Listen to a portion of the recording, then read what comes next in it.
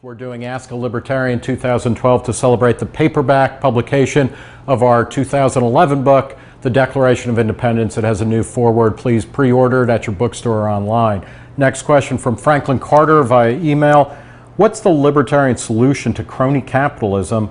And if it is possible to abolish crony capitalism, how do people prevent it from coming back? Well, you're never going to abolish crony capitalism, but the best method for limiting it is by limiting government. This is counterintuitive to a lot of people, so slow it down. Think about the record number of lobbying in Washington, D.C. When did that happen?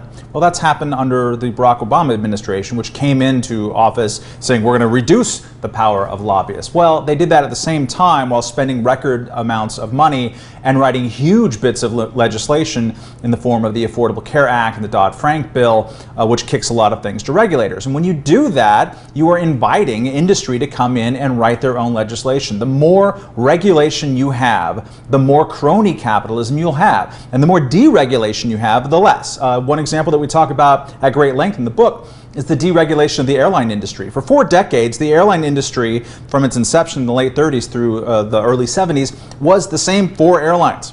It was crony capitalism, perfectly managed. They got to determine who entered the market, who flew this route between these 2 cities with the help of the government. Well, when the government got out of that business, suddenly those big guys had to compete. They didn't like it, everyone else did, especially and including the consumers. If you want to help crony capitalism, limit the amount of big government activity. And the one thing that we can do without minimizing the way special interest politics works, by creating a populace, a voting electorate that is interested and totally frustrated by crony capitalism, we can reduce it. We can get rid of politicians who consistently vote against broad interests in favor of narrow special interests. And that's part of what we try to do in the book, moving away from this sort of stuff to actual capitalism, to free market, decentralized power, and innovation is the way to reduce this going forward.